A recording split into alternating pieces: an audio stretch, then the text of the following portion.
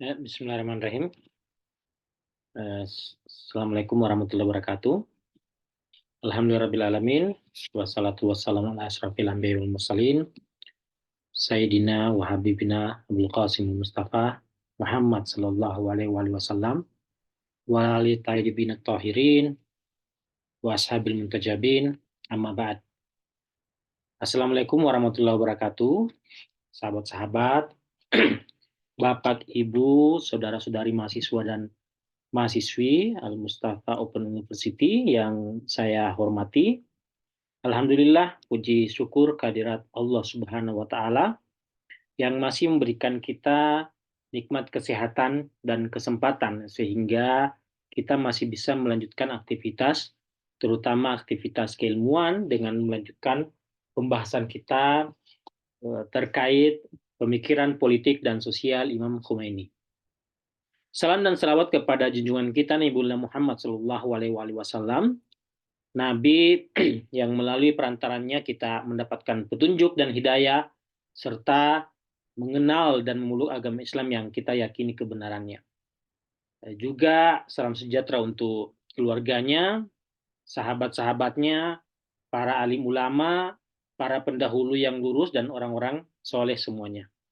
Ya, Bapak, Ibu, saudara-saudari semua, setelah membahas mengenai pengetahuan umum, mengenai pemikiran politik, manfaat belajar politik, sejarah politik, dan seterusnya, serta mengenal kehidupan Imam Khomeini dari kelahiran, aktivitas, pendidikan, politik, sosial, dan budaya, serta sampai beliau memimpin Republik Islam Iran hingga akhirnya beliau wafat, itu sudah kita bahas.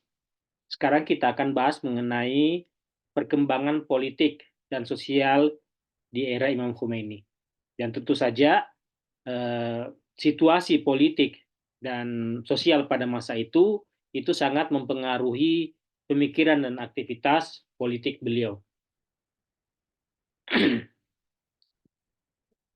Singkat saya share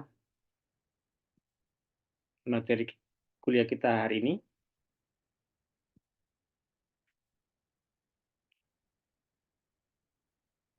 Ya.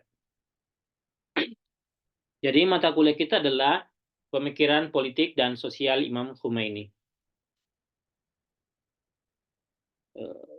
Sekarang kita sudah memasuki pertemuan yang ketiga, dan pada kesempatan ini kita akan membahas mengenai perkembangan situasi politik sosial di era Imam Khomeini. Jadi tujuan pengajarannya kita menjelaskan situasi dunia Islam dan Iran dari awal masa kelahiran Imam Khomeini, menguraikan penyebab peristiwa 15 Khordad yang merupakan peristiwa yang memicu terjadinya gerakan revolusi Islam di Iran. Kemudian ada rancangan undang-undang kapitulasi yang ditentang oleh Imam Khomeini yang memicu sebuah terjadinya gerakan besar. Kemudian kita menguraikan strategi perjuangan Imam Khomeini setelah beliau diasingkan ke Najaf, lalu sempat ke Turki, lalu kemudian ke Paris, Prancis. Selanjutnya adalah kita mengenal juga, minta maaf saya tidak tulis di sini, kita juga mengenal penyebab dan dampak peristiwa kebangkitan 19 Day yang senantiasa diperingati oleh Iran setiap tahunnya, yang peristiwa ini mempercepat terjadinya revolusi Islam di Iran. Nanti kita akan berusaha untuk mengkaji ini, membahas ini, kemudian mengenal isu-isu politik atau sosial di dunia Islam dan Iran. Jadi, teman-teman sekalian, ada dua elemen atau dua faktor pemicu gerakan Imam Khomeini. Jadi dua elemen yang menjadi faktor terpenting pemicu gerakan reformasi dan revolusioner Imam Khomeini, dan ia dipercaya juga oleh Imam Khomeini dipercaya sebagai penyebab terjadinya krisis masyarakat Islam, terjadinya krisis di Iran pada masa itu. Yaitu yang pertama adalah despotisme domestik. Dan menurut Imam Khomeini ini juga terjadi di seluruh negara-negara Islam. Yaitu yang pertama adalah kekuasaan dipegang oleh pemerintahan despotik. Pemerintahan despotik itu pemerintahan yang dikuasai oleh satu individu ataupun satu kelompok tertentu, bisa dikatakan oligarki, yang mengambil seluruh wewenang dan kekuasaan di pemerintahan. Dan ciri utama dari pemerintahan despotik ini adalah itu tidak membuka ruang kebebasan berdemokrasi buat rakyat. Jadi tidak ada pemilihan umum istilahnya. Yang berhak untuk memilih siapa pelanjut penguasa pemimpin setelah pemimpin sebelumnya berhalangan, mangkat, dan seterusnya, itu adalah kebijakan sepenuhnya dari penguasa. Jadi tidak memberikan ruang kebebasan berdemokrasi buat rakyat, semuanya ditentukan oleh satu individu atau satu kelompok tertentu, dan untuk kasus Iran, semua kebijakan dan keputusan berdasarkan kehendak Syah. Jadi istilah yang dipakai di Iran pada masa itu untuk seorang pemimpin, penguasa tertinggi adalah Syah. Bahasa Persia, Syah. Ya kalau di negara-negara Arab lainnya itu istilahnya raja lah. Kaisar, raja, dan seterusnya. Jadi semua kebijakan dan keputusan itu berdasarkan kehendaknya Syah. Tidak ada parlemen yang mengawasi, tidak dimintai juga pertanggungjawab, tidak diperlukan pertanggungjawaban. Kekuasaan yang dimiliki Syah adalah kekuasaan yang absolut. Ditanya itulah yang kemudian menjadi aturan dan hukum. Nah, dengan Syah pada saat itu berideologi dan berkiblat ke barat, ingin menjadikan masyarakat Iran yang mayoritas Muslim untuk bergaya hidup barat, maka ini menimbulkan keresahan bagi para ulama dan masyarakat Islam pada masa itu. Masyarakat Islam Iran pada masa itu. Sebab mereka akan karena oleh Syah diterapkan hukum yang bertentangan dengan syariat. Bahkan ada upaya untuk melawan dan hendak melenyapkan syariat itu sendiri. Kemudian yang kedua, faktor pemicu gerakan Islam Iran atau yang memicu Imam Khomeini melakukan sebuah gerakan revolusi adalah kolonialisme asing. Jadi ada faktor domestik, ada faktor internal, ada faktor eksternal. Internalnya adalah penguasa despotik. Kemudian faktor eksternalnya adalah kolonialisme asing. Nah, kolonialisme asing pada pasca perang dunia kedua itu penjajahan bukan lagi mengkooptasi wilayah, melainkan bentuk penjajahan beralih ke bentuknya yang modern, yaitu dengan dijajah secara ekonomi, sehingga politik pun terpaksa tunduk dan kebijakan yang dikeluarkan berdasarkan kepentingan kolonialisme asing. Nah, Islam yang ajarannya menolak penjajahan tentu terutama Islam yang diyakini oleh Imam Khomeini, tentu menjadi penghalang bagi eksisnya penjajah. Sehingga dengan berbagai cara kolonialisme asing hendak untuk mengerdilkan Islam dan membonsai ajarannya. Seperti misalnya diberikan ruang, tapi hanya dibatasi di tempat-tempat tertentu. Hanya dibatasi di masjid, kau cukup berislam di masjid, kamu cukup berislam di pesantren, di hauzah, kamu cukup berislam di pengajian, di majelis-majelis taklim. Selain itu, aturan-aturan yang digunakan, aturan-aturan gaya hidup yang kau jalankan adalah gaya hidup yang sesuai dengan yang pengarahan yang diinginkan oleh penguasa. Kemudian adalah ini yang terjadi pada era Imam Khomeini, transformasi politik dan pengaruhnya, yaitu terjadi perkembangan politik pada masa itu, situasi politik pada masa itu dibagi tiga. Ya, pada pembicaraan kita kali ini bagi tiga, yaitu dunia, kemudian dunia Islam, kemudian Iran. Jadi pada dunia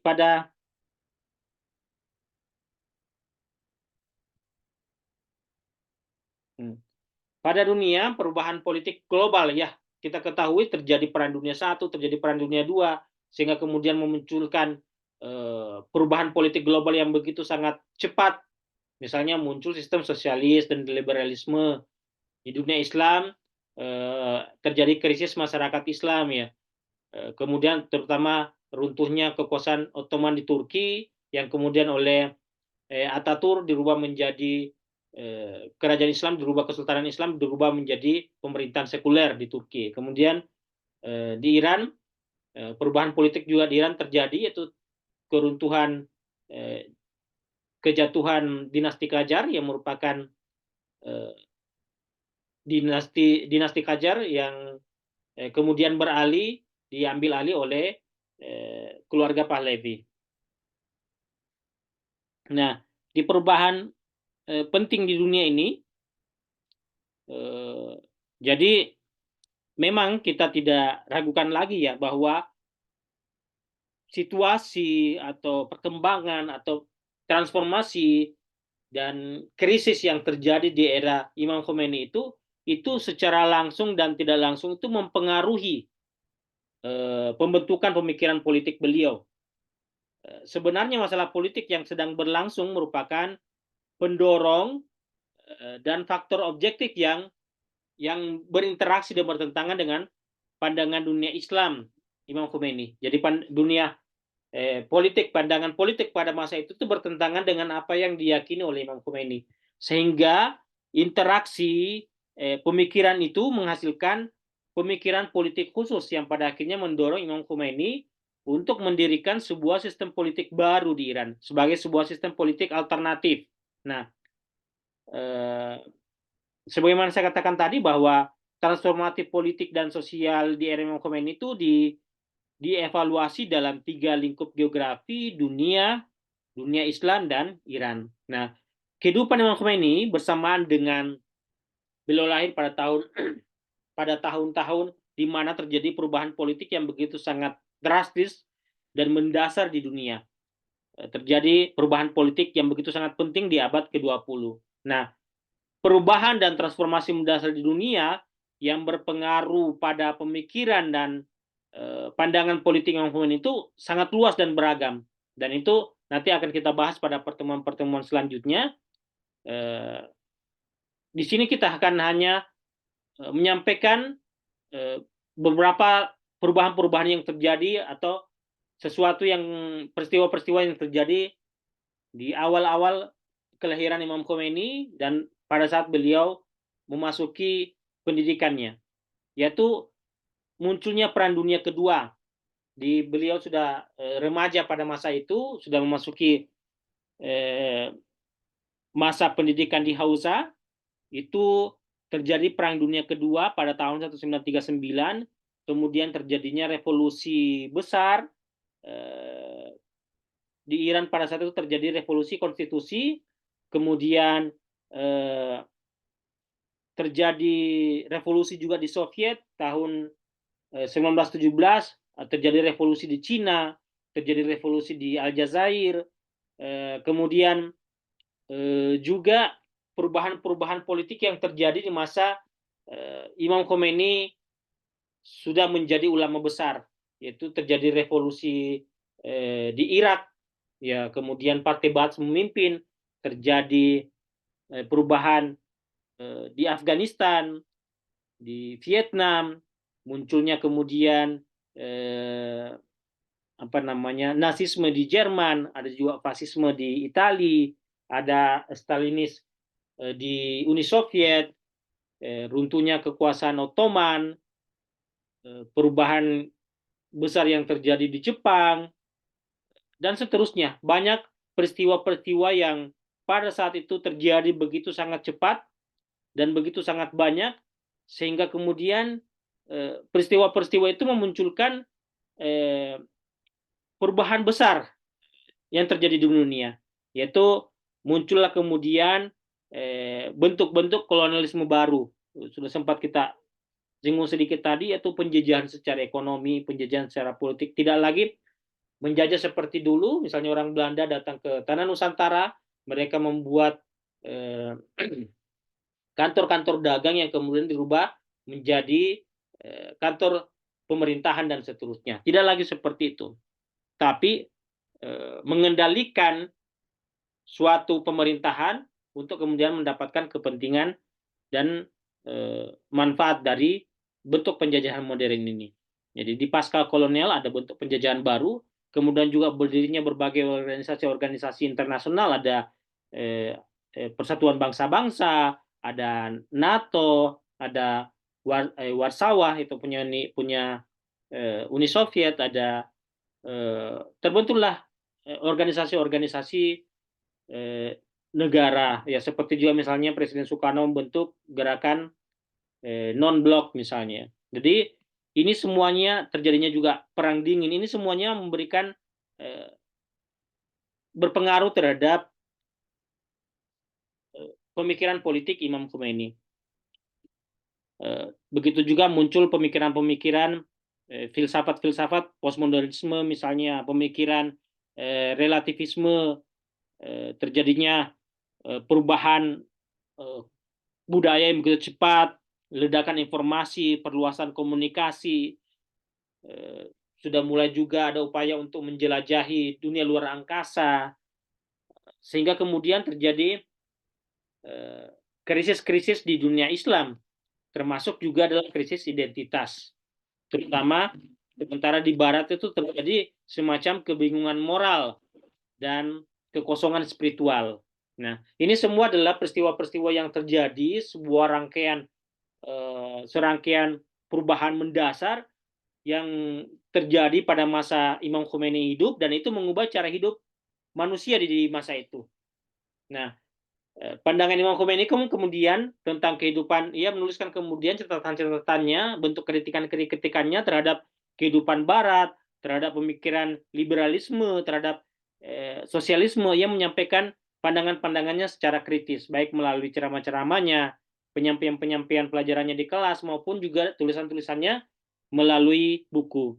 Nah, Imam Khomeini terus menekankan bahwa umat Islam harus kembali kepada nilai dan cita-cita Islam untuk menghasilkan pemikiran politik Islam sendiri. Kita tidak boleh terpengaruh, sebagaimana juga apa yang dilakukan oleh Presiden Soekarno pada masanya itu, kita tidak boleh terpengaruh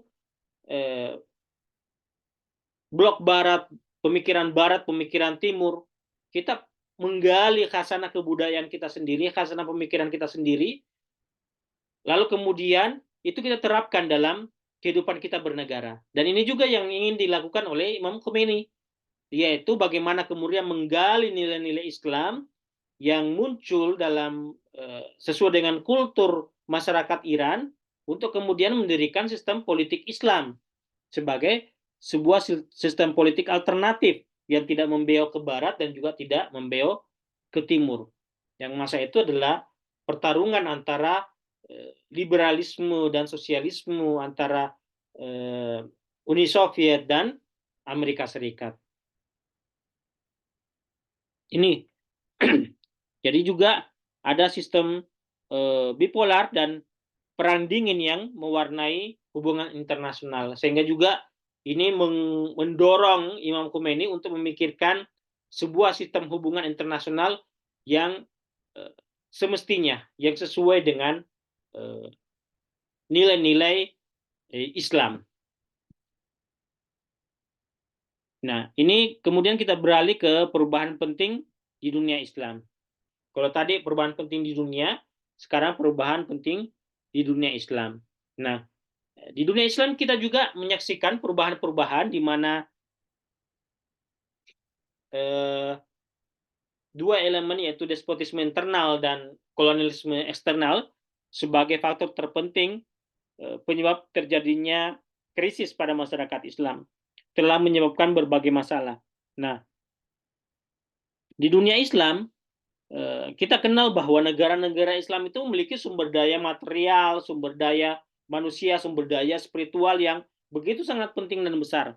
Namun, menurut Imam Khomeini, bahwa karena masyarakat Islam menjauh dari ajaran agama dan cenderung kepada ideologi liberalisme ataupun ideologi sosialisme, sehingga secara praktis terjebak dalam nilai-nilai humanistik dan materialistik, serta mengalami krisis identitas.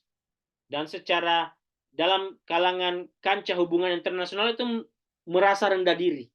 Sehingga inilah kemudian yang menyebabkan terjadinya keterbelakangan ekonomi, dan sumber daya material yang murah, yang sehingga negara-negara kolonial ini bisa begitu mudah untuk melakukan penjajahan ekonomi dan politik. Nah, dengan runtuhnya Kekaisaran Ottoman, munculnya negara-negara nasional, jadi kekuasaan Ottoman ini runtuh, kemudian muncul negara-negara kecil, baik itu dibentuk oleh kekuasaan Barat maupun muncul secara mandiri, itu tetapi pemerintahan mereka, kekuasaan mereka itu masih tetap didominasi oleh negara-negara Eropa.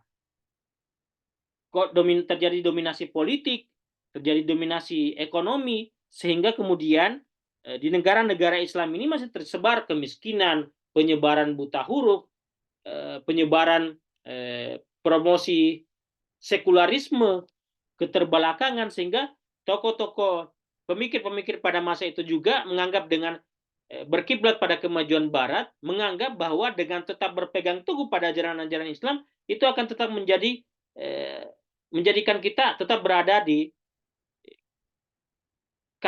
berada di bagian tangga paling bawah di hubungan antar negara-negara. Sehingga ya umat dengan sendirinya akan dengan semua kondisi ini menjadi kehilangan jati diri. Elit politiknya itu lebih terpukau dengan pemikiran-pemikiran politik Barat.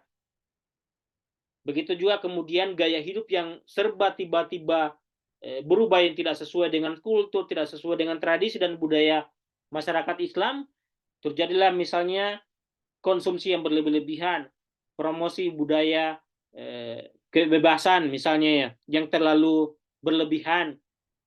Free sex di masyarakat Islam itu juga sudah mulai membudaya, sehingga ini kemudian menjadi pukulan telak bagi negara-negara Islam, tidak terkecuali terhadap budaya Iran di mana Imam Khomeini berada. Nah, menurut Imam Khomeini, kolonialisme dan tirani, yaitu kekuasaan despotik ini, itu telah membawa kehinaan yang sedemikian rupa terhadap umat Islam, sehingga tidak dapat dibandingkan dengan waktu-waktu lain. Bahkan kondisi umat Islam itu menurut Imam Khomeini terburuk itu pada masa itu.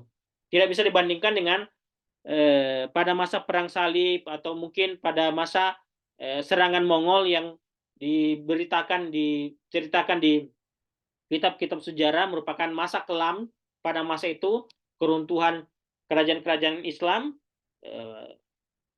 masyarakat Islam porak-poranda seterusnya. Menurut Imam Khomeini itu masih lebih baik dibandingkan kondisi yang dihadapinya.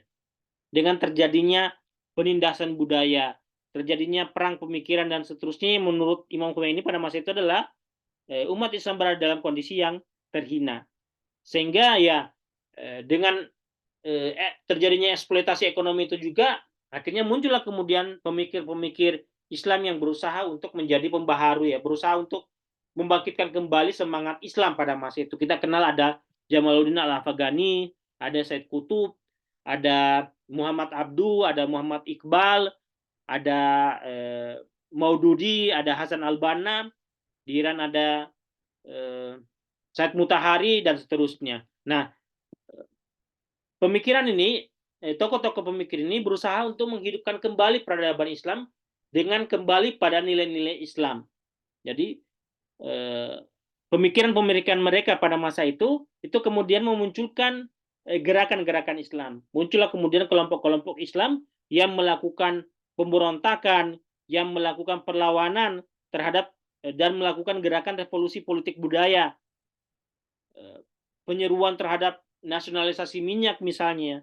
Itu kemudian secara khusus memberikan pengaruh pemikiran politik pada Imam Khomeini.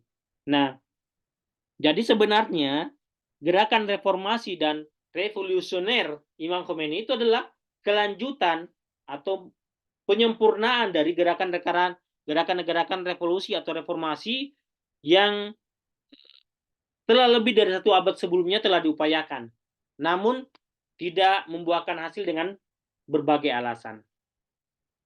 Ya,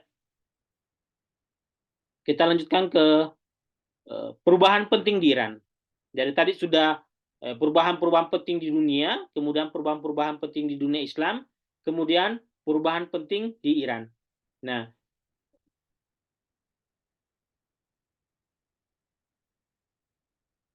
jadi ini di antara ketiga perubahan-perubahan penting ini, perubahan penting yang terjadi di Iran inilah yang begitu sangat secara khusus mempengaruhi pemikiran politik Imam Khomeini. Itu pertama masa kejatuhan Qajar dan munculnya kekuasaan Pahlavi. Nah, peristiwa politik pertama dan terberat di awal kehidupan Imam itu adalah kegagalan revolusi konstitusi. Mungkin ini jarang kita dengar bahwa revolusi Islam Iran itu pernah sebelumnya diawali dengan revolusi konstitusi. Jadi revolusi Islam Iran itu bukan sesuatu yang berasal dari ruang hampa yang tiba-tiba langsung saja meledak, langsung saja terjadi, tapi melalui rangkaian proses yang begitu sangat panjang. Bahkan dimulai dari beberapa dasawarsa sebelumnya, beberapa dekade sebelumnya. Nah, menurut Imam Khomeini, peristiwa politik pertama dan terberat di awal kehidupan Imam itu adalah kegagalan revolusi konstitusi. Nah, revolusi konstitusi ini menurut Imam Khomeini itu gagal karena adanya konspirasi dari agen-agen asing, agen-agen Inggris, dan juga pengkhianatan kelompok elit, baik itu di kalangan ulama,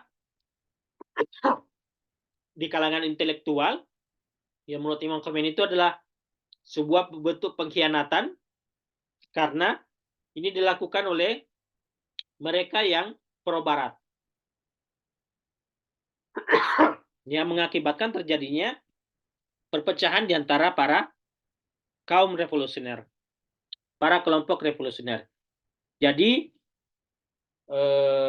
dinasti Qajar kan pada waktu itu dikudeta pada tahun 1920. Jadi Iran kemudian beralih ke arah kediktatoran Pahlavi. Nah, kudeta ini itu ada campur tangan dari Inggris.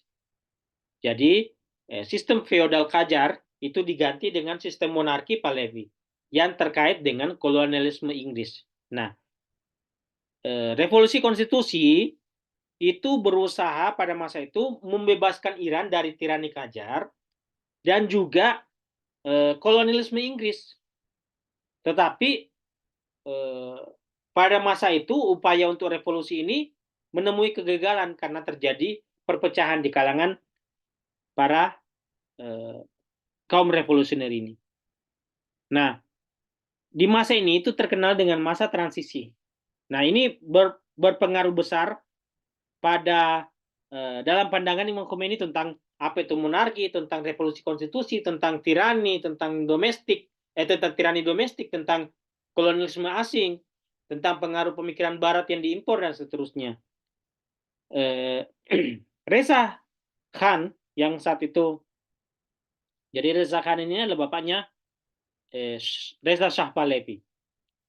Jadi di awal kekuasaan dia itu pada awalnya itu berpura-pura religius, ya, rutin berziarah ke tempat-tempat suci. Ia juga melarang penjualan dan penggunaan minuman keras pada saat terutama pada saat hari-hari perayaan ataupun hari-hari berkabung di Iran. Kemudian ia juga menggelar menggelar majelis-majelis duka secara nasional, secara resmi oleh pihak penguasa. Tetapi kemudian secara bertahap, lambat laun, setelah dia mengkonsolidasi fondasi kekuasaannya, ia kemudian menentang ulama, menentang ritual keagamaan. Dan dalam prakteknya kemudian, kebijakan diktatornya yang anti agama dan berorientasi pada Barat itu terutama ketika ia kembali dari Turki, jadi ia begitu sangat terpengaruh dengan pandangan Kemal Atatürk yang melakukan revolusi sekularisme di Turki. ia begitu sangat terpengaruh sehingga ketika ia kembali dari perjalanannya ke Turki, ia juga ingin menerapkan sekularisme, yaitu pemisahan agama dan politik, agama dan pemerintahan, agama khusus menjadi masalah pribadi saja, dan juga mengkampanyekan untuk simbol-simbol agama itu tidak digunakan. Nah, Reza Shah ini kemudian menjalankan kebijakan ini dengan langkah-langkah seperti pembatasan pakaian ulama. Jadi pakaian ulama, pakaian santri itu dihalang-halangi untuk digunakan. Kemudian mensenggaragamkan pakaian bahwa bentuk pakaian modern, bentuk pakaian nasional adalah seperti ini dengan menggunakan jas, menggunakan topi, menggunakan topi khusus yang meniru Barat dan seterusnya. Menerapkan undang-undang pelarangan jilbab. Begitu juga pendirian sekolah-sekolah yang tidak membedakan sekolah putri, sekolah laki-laki, dan sekolah perempuan. Semuanya dicampur, dan itu merupakan sesuatu yang masih sangat asing pada masa itu bagi masyarakat Iran. Jadi masyarakat Iran yang masih memegang nilai-nilai Islam itu menjadi sesuatu yang sangat asing, yaitu bercampur baur antara laki-laki dan perempuan di tempat-tempat, di ruang-ruang publik. Namun itu kemudian segera dikampanyekan untuk dianggap biasa, dinormalisasi melalui media-media, melalui tulisan-tulisan, sehingga masyarakat mulai terbiasa dengan gaya kehidupan seperti itu. Jadi Reza yang awalnya terkesan menyukai majelis-majelis keagamaan itu kemudian memberikan batasan-batasan, termasuk pelarangan-pelarangan membawa ceramah atau materi-materi khutbah yang tidak sesuai dengan apa yang diinginkan oleh rezim pada masa itu. Nah, di sini pada masa ini muncul seorang tokoh besar dikenal dengan nama Said Mudarris.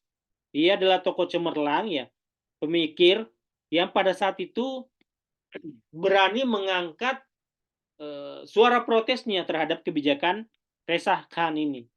Jadi Reza Khan yang memulai proyek sekularismenya dengan mengungkapkan pemikiran pemisahan agama dan politik. Kemudian Said Mudarris ini dengan berpidato di hadapan publik itu mengatakan tanggapannya. Ia mengatakan apakah agama kita adalah sama dengan politik kita? Nah, menurut dia agama kita adalah sama dengan politik kita. Politik kita adalah sama dengan agama kita. Jadi menurutnya tidak ada pemisahan antara agama dan politik. Nah, disinilah kemudian titik sejarah awal benih-benih revolusi itu mulai muncul, benih-benih perlawanan dari kalangan ulama, dari kalangan kelompok santri terhadap apa yang diinginkan oleh rezim Shah. Jadi pemikiran politik Said Mudarris ini juga memberikan peran penting terhadap pembentukan pemikiran dan pandangan politik Imam Khomeini. Sehingga Imam Khomeini juga memang sering mengutip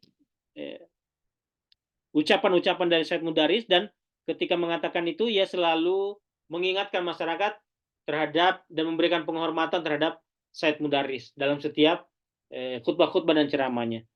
Jadi Said Mudarris ini itu berjuang melawan kebijakan yang hendak menghapuskan Islam. Sementara pada masa itu Reza Khan itu memberikan konsesi yang luar biasa kepada pihak asing, kepada Amerika, kepada Inggris. Jadi dengan penentangan yang dilakukan oleh Said Mudarris ini, ia berupaya untuk dibunuh. Jadi pada tahun 1928 ada upaya percobaan pembunuhan namun gagal. Ia lalu kemudian ditangkap dan diasingkan. Dan akhirnya kemudian pada tahun 1938 ia diracuni dan terbunuh. Oleh karena itu yang kemudian digelari dengan gelar Syahid Said Mudarris. Jadi menurut Imam Khomeini, seandainya pada masa itu Said Mudarris ini sudah bisa mendapatkan dukungan besar dari rakyat, bahkan Imam Khomeini mengatakan bahwa cukup 3 provinsi saja, cukup 3 kota besar saja pada saat itu mendukung Said Mudarris, maka kekuasaan Pahlavi tidak akan bisa berlanjut. Dan bahkan gerakan konstitusi para ulama itu bisa terus diteruskan. Nah, ada berapa peristiwa-peristiwa penting lainnya yang juga memberikan pengaruh yang terjadi di Iran, yang juga memberikan pengaruh terhadap pemikiran politik yang Khomeini. Nah,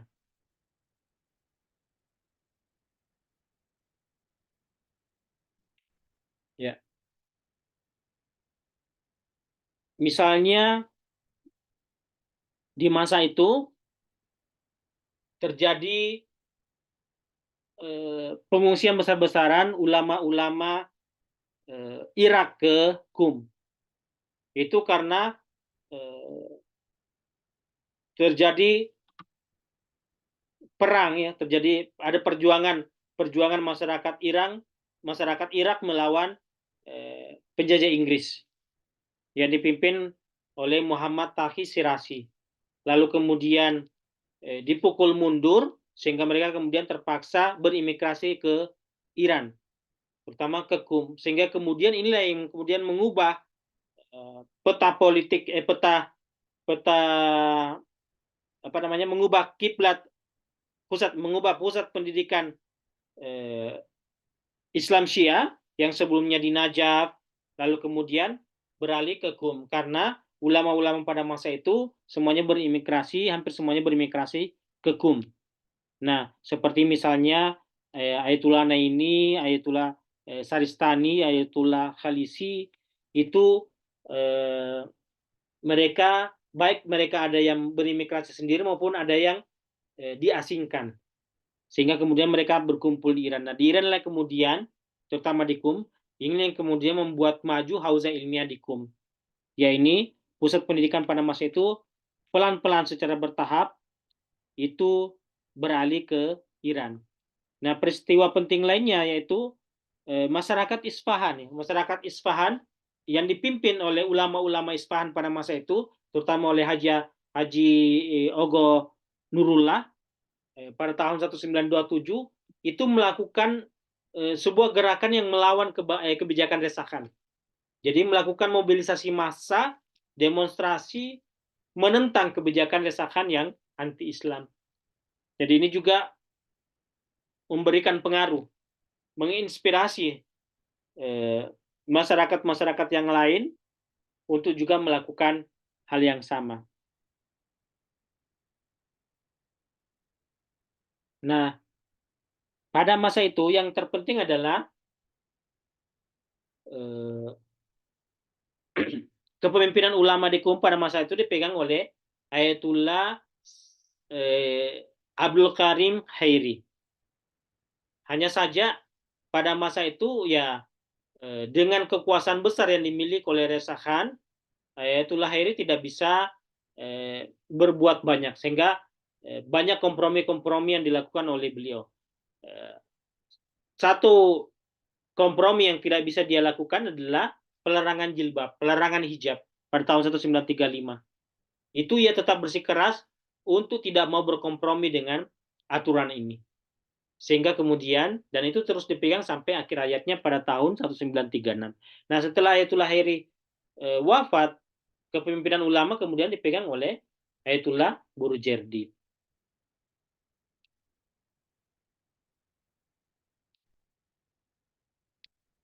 Nah, ini salah satu hal yang terpenting dia terjadi itu masa kejatuhan Qajar dan munculnya Pahlavi. Jadi Reza Khan ini pertama kali dinobatkan pada tahun 1925 dan kemudian dimulailah di sini awal kediktatoran dan kebijakan anti agama. Nah,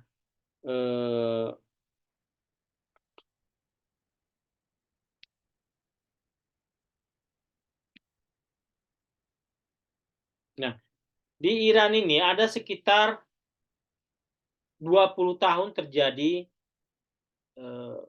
periode kekosongan kekuasaan. Yaitu pada masa terjadinya Perang Dunia Kedua, Inggris mencopot kekuasaan Reza Khan. Dan karena disibukkan oleh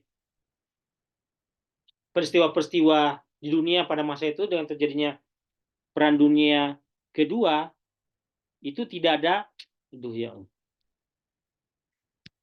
tunggu dulu ya.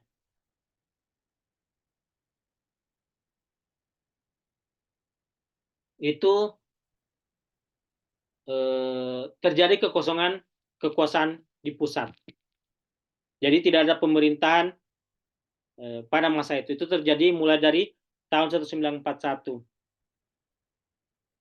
Jadi kenapa Inggris mencopot kekuasaan Reza Khan? Karena pada masa itu, pada masa Perang Dunia Kedua, Reza Khan ini cenderung berkiblat cenderung bergabung dengan sekutu di Jerman. Sehingga kemudian Inggris menginvasi Iran dan kemudian mencopot kekuasaan Shah. Sehingga kemudian sekitar 10 sampai 12 tahun terjadi kekosongan kekuasaan. Di Iran pada masa itu partai-partai, kelompok-kelompok agama, non-agama itu tumbuh pesat, termasuk juga pers, karena ya tidak ada kekuasaan yang mengontrol secara mutlak. Tidak ada kekuasaan di pusat lah istilahnya. Bahkan juga sempat terjadi pemilihan umum yang relatif bebas. Di situ kemudian masuk, di pemerintahan itu masuk Ayatullah Kashani, masuk lalu kemudian Dr. Mossadegh, namanya Dr. Mossadegh yang kemudian menjadi pemerintahan sementara di situ. Nah, menurut Imam Khomeini, kekosongan pemerintahan ini, kekosongan kekuasaan pada masa ini, yang hampir 2 dekade, itu sebenarnya adalah kesempatan emas. Bahkan melalui salah satu ceramahnya, seruannya, Imam Khomeini pernah berkata bahwa wahai para ulama Islam, ini adalah hari terbaik untuk kita melakukan reformasi, hari terbaik untuk kita melakukan revolusi. Dan jika kita melewatkan ini dan tidak bangkit untuk Allah, maka orang-orang yang tidak bermoral akan menguasai kalian. Tapi ya pada masa itu Imam Khomeini masih terhitung muda lah. Masih terhitung ulama yang belum dikenal publik secara luas seluruh Iran. Sehingga teriakan atau seruan imam pada masa itu tidak membuahkan hasil. Jadi ketika Imam Khomeini mengatakan bahwa penyelesaian terbesar dia adalah pada awal-awal pada tahun-tahun awal kejatuhan Reza Shah itu adalah sebenarnya adalah kesempatan emas untuk ulama mengambil alih kekuasaan, untuk membentuk kepemimpinan yang kuat. Hanya saja pada masa itu ya sebagaimana apa yang dilakukan oleh Said Mudaris itu juga tidak mendapatkan dukungan luas masyarakat pada masa itu. Di masa ini juga Imam Khomeini belum mendapatkan kekuatan, belum mendapatkan dukungan moral dari masyarakat Iran. Jadi sama dengan seperti apa yang terjadi kemerdekaan kita kan tahun 1945, yaitu Jepang menyerah pada sekutu, tapi sekutu belum tiba datang ke Indonesia, sehingga terjadi kekosongan kekuasaan. Ini langsung dimanfaatkan kesempatan emas ini langsung dimanfaatkan oleh kelompok pemuda yang mendorong Bung Karno dan Bung Hatta untuk segera memproklamasikan negara yang bernama Republik Indonesia. Nah, kejadian seperti ini juga terjadi di Iran pada masa itu. Jadi kekuasaan Shah dicopot oleh Inggris, tapi Inggris disibukkan pada masa itu dengan Perang Dunia, sehingga pada masa itu terjadi kekosongan kekuasaan di Iran. Jadi itu terjadi pada tahun 1941.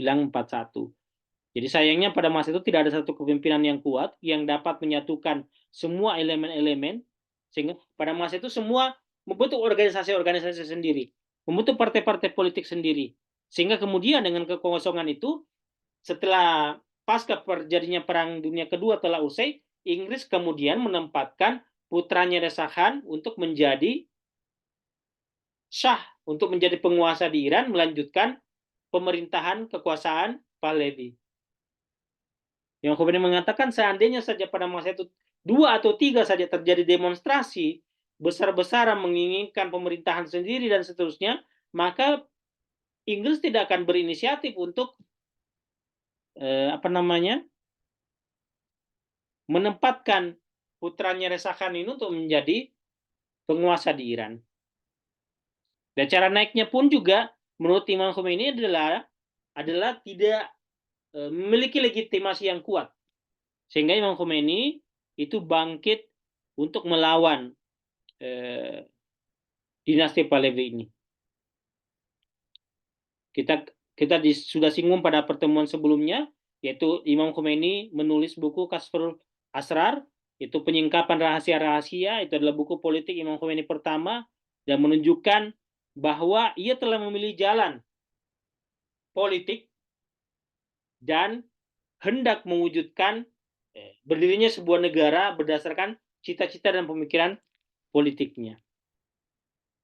Itu berangkat dari keresahan Imam Khomeini terhadap identitas nasional Iran dan identitas Islam yang hendak dihilangkan oleh kekuasaan Shah Pahlavi ini. Nah, Imam Khomeini belajar bahwa ketiadaan kepemimpinan yang kokoh, kepemimpinan terpusat, ini menyebabkan kaum revolusioner itu berpecah belah. Banyak ideologi-ideologi atau paham-paham yang saling bertentangan satu sama lain. Mereka tidak bisa disatukan oleh satu pandangan politik yang sama untuk kemudian mengambil alih kekuasaan dan membentuk pemerintahan alternatif. Padahal ya pada masa itu sudah banyak peristiwa-peristiwa yang besar sebenarnya yang bisa memicu terjadinya sebuah gerakan revolusi. Nah, begitu Ayatullah Burjerdi memimpin kepemimpinan ulama pada masa itu, beliau sebagai ulama marja taklid, Imam Khomeini pernah mengatakan bahwa ia memiliki harapan besar terhadap Ayatullah Burjerdi. Hanya saja ya, sebagaimana Ayatullah Hairi, kepemimpinan ulama di tangan Ayatullah Hairi itu tidak bisa berbuat banyak, sehingga kemudian menimbulkan apa namanya, rasa kecewa dari Imam Khomeini terhadap beberapa keputusan-keputusan yang diambil oleh Ayatullah Burjerdi, misalnya tentang diamnya Ayatullah Burjerdi terhadap gerakan nasionalisasi minyak, yang kemudian itu dipimpin oleh Ayatullah Khasani, dan dari kelompok intelektualnya ada Dr. Mossadegh. Padahal menurut Imam Khomeini pada masa kekosongan pemerintahan itu adalah sebuah kesempatan emas. Jadi inginnya Imam Khomeini itu ada Ayatullah Burjerdi mengambil alih kekuasaan itu. Beliau sudah memegang apa namanya, kepercayaan setidaknya dari masyarakat Islam Iran. Tapi kemudian ya dengan Inggris dan Amerika kembali ke Iran, sehingga kemudian menobatkan Muhammad Reza Pahlavi ini sebagai penguasa di Iran. Jadi bagaimanapun dari sudut pandang Imam Khomeini, krisis perang dunia dalam konteks hubungan negara-negara kolonial dan kelemahan internal pemerintahan serta kekuatan sosial ulama dan intelektual itu menciptakan kesempatan yang sayangnya tidak dimanfaatkan dengan bijak, sehingga Amerika Serikat dan Inggris kemudian memanfaatkan kesempatan tersebut dan menguasai bangsa Iran selama lebih dari 2 dekade dengan melalui rezim boneka, yaitu rezim Shah Pahlavi.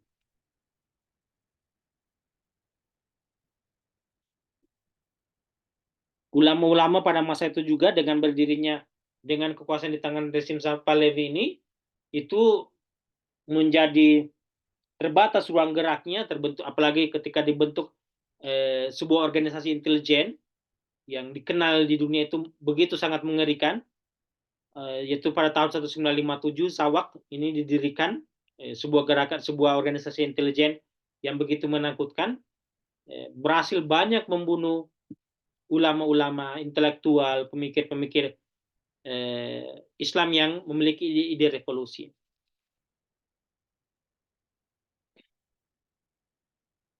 Nah, inilah kemudian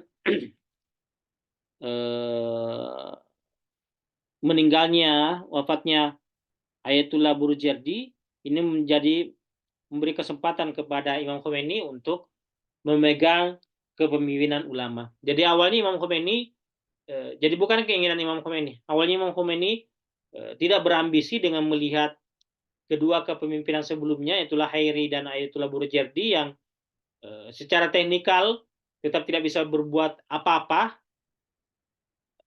tapi kemudian oleh desakan komunitas ulama dan juga para santri, hauzah ilmiah, sehingga kemudian Imam Khomeini memegang kepemimpinan ulama.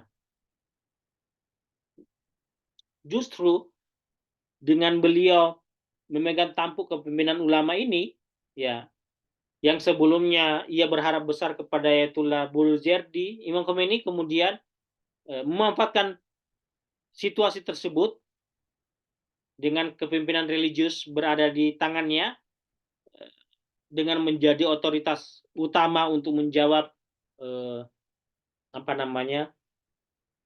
keraguan-keraguan masyarakat, komunitas Muslim. Imam Khomeini justru memanfaatkan posisi dan kedudukan tersebut untuk melakukan sebuah perubahan revolusioner. Awalnya ya tanggung jawab itu tidak diinginkan, namun tekanan dan permintaan dari para muridnya, ia kemudian memegang tampuk kepemimpinan ulama tertinggi di hauzah ilmiah di Iran. Nah, dengan posisi ini, akhirnya Imam Khomeini menjadi lebih didengar, ya. Seruan-seruannya menginspirasi masyarakat Islam Iran untuk kemudian memberikan perlawanan terhadap kebijakan-kebijakan rezim yang menindas. Nah, ketika Ayatullah Burjardi ini wafat, ada upaya dari rezim Shah ini untuk mengendalikan hauzah ilmiah, untuk mengendalikan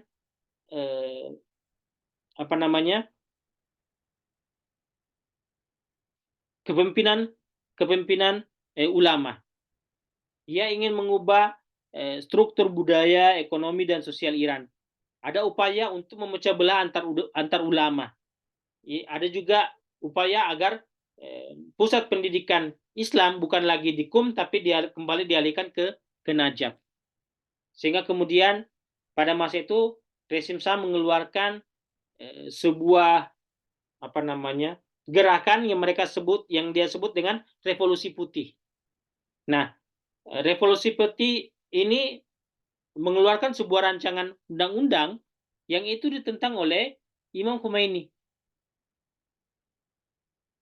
Ini terjadi pada tahun 1962 dan inilah yang membuat hubungan antara Imam Khomeini dan rezim Shah itu menjadi jauh lebih tegang. Nah, teman-teman pasti pernah dengar apa itu revolusi putih atau Inqilobe Sefid. Ini bisa teman-teman cari informasi mengenai ini. Ini adalah sebuah serangkaian reformasi sosial dan ekonomi yang diprakarsai oleh Shah Muhammad Reza. Itu mulai dari tahun 1963. Jadi ia menyebut memilih kata putih itu untuk menunjukkan kemurnian, menunjukkan kesejatian, keinginan rezim Shah untuk mensejahterakan masyarakat Iran dan seterusnya. Jadi ada beberapa reformasi yang hendak dilakukan dalam gerakan revolusi putih ini. Ada reformasi agraria, yaitu pembagian tanah diserahkan kepada para petani. Ya, ada tujuannya untuk mengurangi kesenjangan sosial yang begitu tinggi antara orang miskin dengan orang kaya. Tapi kemudian implementasinya tidak efisien dan tidak adil, karena sejak awal kekuasaan di Shah ini penuh dengan orang-orang yang korup, penuh dengan orang-orang yang tidak peduli sebenarnya dengan kondisi masyarakat miskin dan seterusnya, terutama kepada petani-petani kecil yang kesulitan. Kemudian ada keluar program nasionalisasi hutan. pengelolaan hutan itu dibawa kendali negara untuk bertujuan untuk mencegah eksploitasi dan pelestarian, untuk melakukan pelestarian lingkungan. Tapi yang terjadi kembali sebaliknya, banyak pohon-pohon ditebang untuk kepentingan konglomerat tertentu. Ada kemudian di Revolusi Putih ini juga, yaitu sudah mulai diterapkan hak pilih perempuan. Jadi sebelumnya perempuan itu tidak punya hak pilih, tidak punya hak suara. Lalu kemudian pada masa itu oleh rezim Shah dibentuklah pemilihan-pemilihan untuk menunjukkan bahwa pemerintahan Shah yang baru ini dengan Revolusi Putihnya itu adalah adalah sesuatu yang tidak sama dengan rezim sebelumnya. Sudah mulai membuka ruang-ruang kebebasan dan demokrasi bagi masyarakat Iran. Kemudian juga program literasi, pemberantasan buta huruf dan seterusnya. Ini adalah misi-misi yang ingin diterapkan oleh rezim Shah pada saat itu dengan Revolusi Putihnya. Jadi tujuannya ingin membawa kemajuan bagi Iran.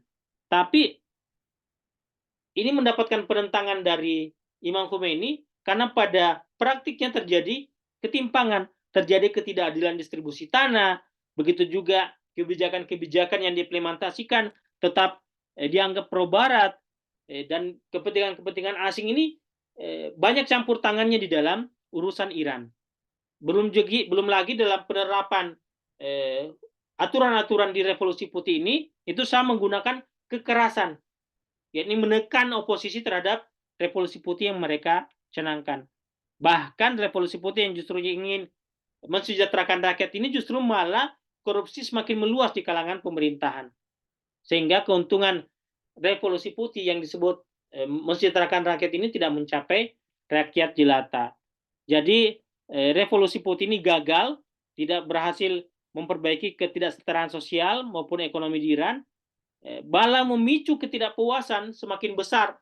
Akhirnya kemudian berkontribusi terhadap terjadinya Revolusi Islam Iran yang akhirnya mencapai kemenangan pada tahun 1979. Jadi bisa dikatakan Revolusi Putih yang dicanangkan oleh rezim Shah ini justru adalah sebuah gerakan yang blunder karena justru memicu percepatan terjadinya Revolusi Islam Iran. Inilah yang kemudian memicu terjadinya pemberontakan 15 Khordad pada tahun 1342 atau bertepatan dengan tahun 1963. Ini penting karena pada masa itu adalah ditangkapnya Imam Khomeini dengan pidato-pidato beliau, ceramah-ceramah beliau,